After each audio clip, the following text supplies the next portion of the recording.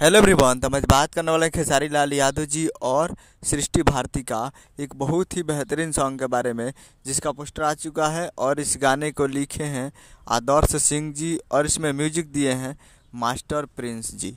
और इस गाने को गाए हैं खेसारी लाल यादव जी और सृष्टि भारती जी, जो कि आपको स्क्रीन कवर दिखाई दे रहा है। जिस सॉन्ग का टाइटल रखा गया है शाम है धुआं धुआं, जिसका टाइटल है शाम है धुआं धुआं।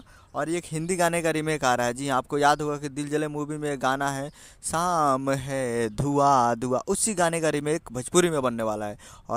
और खेसारी लाल यादव जी और सृष्टि भारती की आवाज़ में ये गाना आने वाला है।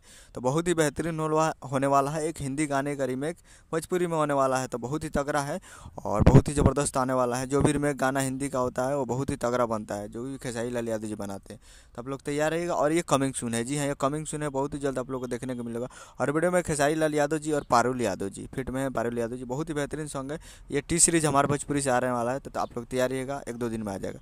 तो यही अपडेट। उम्मीद करें वीडियो से चैनल सब्सक्राइब लगा। मिलता है अगले वीडियो में, तब तक के लिए जय हिंद, जय भोजपुरी।